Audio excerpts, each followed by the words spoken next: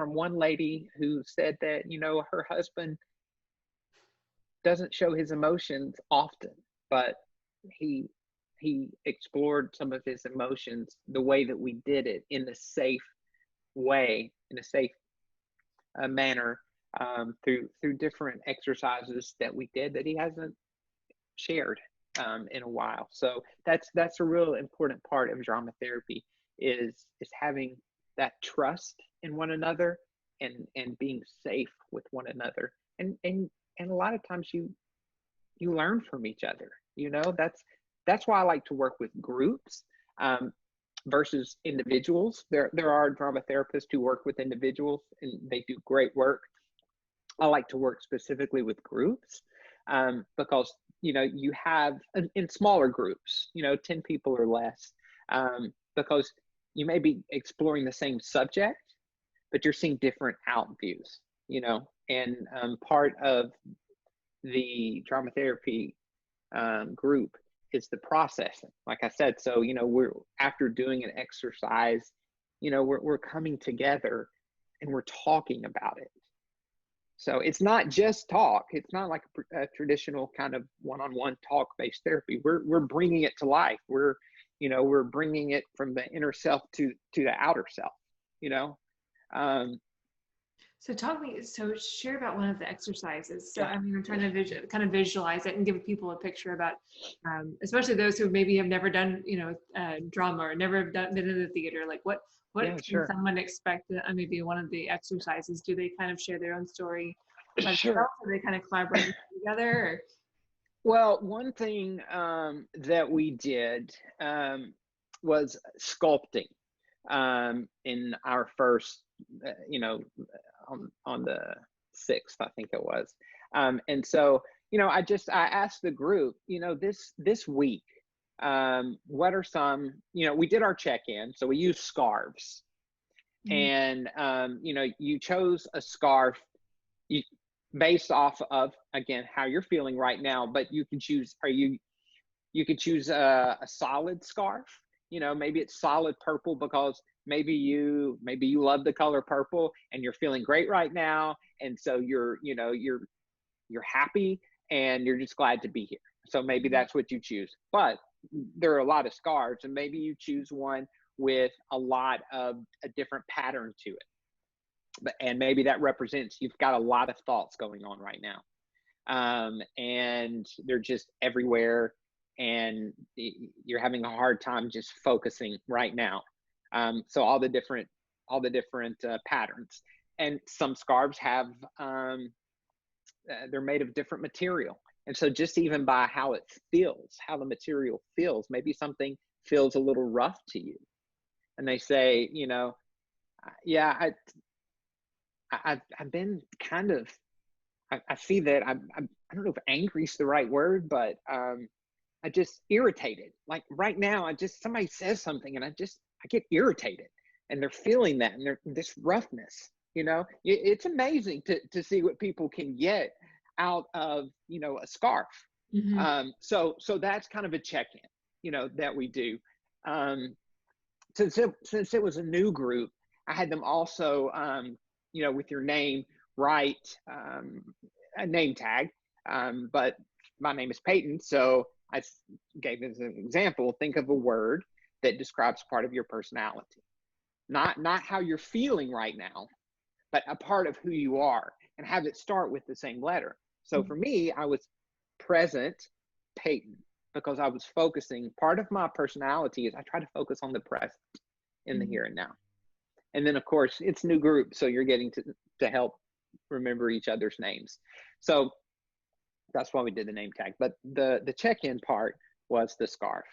The warm up, we did some more fun things to get to know, about people's personalities, what they like, what they don't like. You kind of start that bonding experience, and then we would go into the sculpting. And so when I was asking earlier about the check-in and how people are feeling and what different emotions, I took those and said, okay, let's say you use the emotion frustrated. Let's say you're frustrated. You chose the scarf that shows that you're frustrated. So I'm going to pair you up. Now, social distance, that's a big, and masks. We were wearing masks. Right. Oh yeah, And that's right. They've been doing that all the programs. yeah.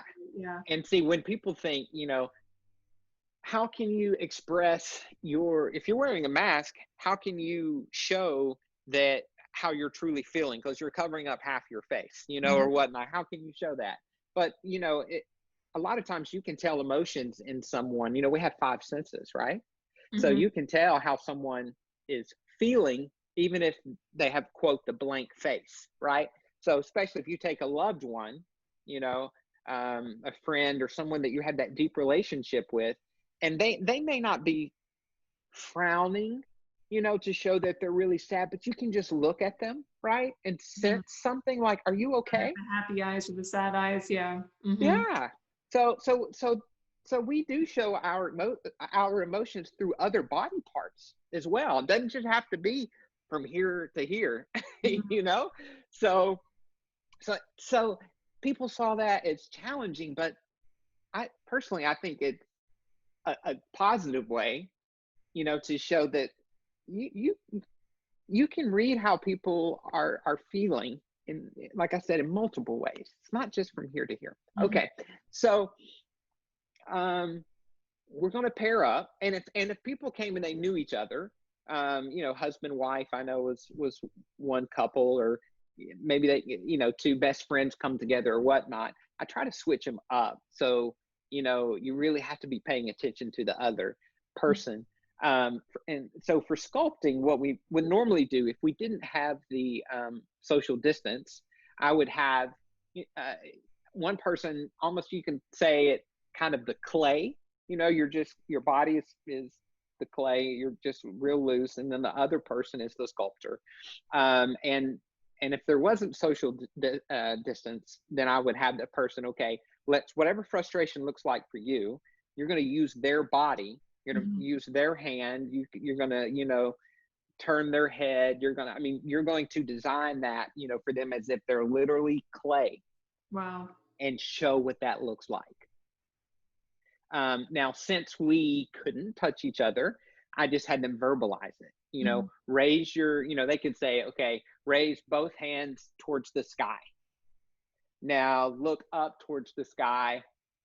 And they could change their mind and say, look towards the ground. No, look towards the ground. No, close both of your hands, close them. Now,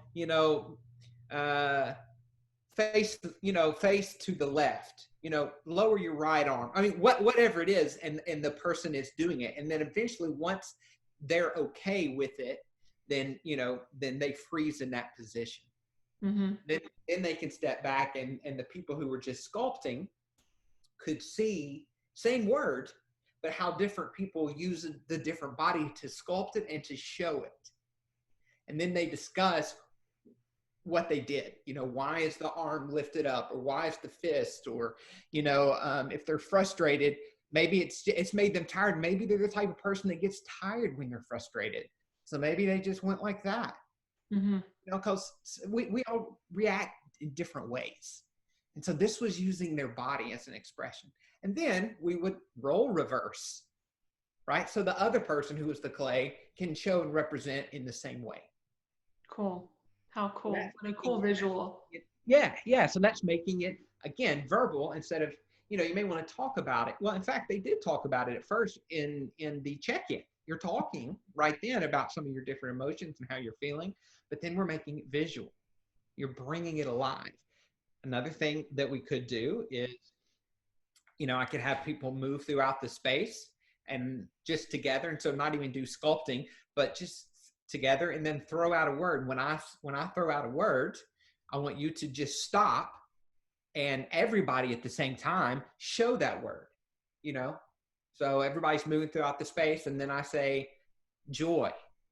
And then everybody at the same time, they stop and they show their joy, whatever that is.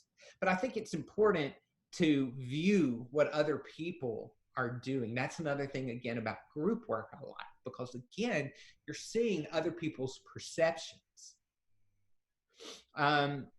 We did also what's called a tableau. And that is, again, because we were talking about, what was the word? Because we use scarves to tie connection. We ended up using, since I brought scarves, another word that kept coming up that I have to pay attention to as the registered drama therapist are different things that are coming up in the exercises and what we're doing. But the word connection came up. And I just noticed it kept coming up and coming up. And so what we did is with the tableau is, the word connection. What does that, what does that look like for you if you're being connected? And so one person goes to a different area and kind of freezes in a position that shows that what that connection looks like. Mm-hmm. And then another person that's in there goes and joins them in some form, fashion, what it looks like to them. And then another person goes in and what it looks like to them. And you're like a sculpture. Again, you're like a group sculpture overall representing it. Again, you have to keep social distance. So it's a little bit spread out. If there wasn't social distance and there was safety among the group, mm-hmm. and, you could be intertwined. You could have somebody wrap themselves around you, or, your leg touching their ankle because you felt connected to them literally somehow, mm-hmm. Again, it all depends on the safety of the group. And, when I worked at Pinnacle Point Hospital, the inpatient hospital, touch was not allowed, period. So that just depends. So again, it's always about the safety of clients. And then you have a closure. And, since we were doing the connection, I just, had everybody take their scarves that they chose, at the beginning of the class. And then we just tied them all together in the circle. Oh, wow. Everyone said connected. And closure of the course, of the session. So it's so interactive. There's so many different exercises you can do in sculpting and mirroring and just so many different techniques that brings out the expression. It just takes out some things that a lot of times that are so deep that just, talking can kind of bring them up a little bit. But as you start the movement with them, that's when a lot of times things that are so buried can just really come out. And catharsis, right? That's the word. Release of emotion. You're releasing it. It's so amazing to hear that, like, drama therapy is a real program that we can, that people at Canopy Cancer Survivorship Center can have and get together and express themselves and really, and start that process of really becoming, and expressing themselves and finding their creativeness and really connecting with others like never before. It's just such a big gift.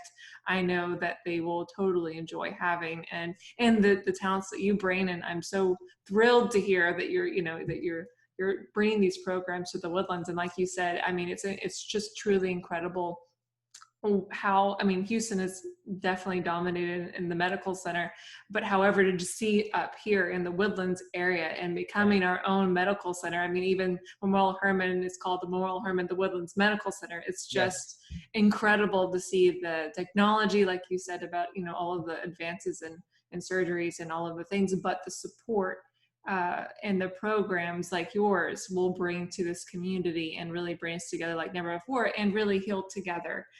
It's just an incredible thing. So thank you so much for what you're doing.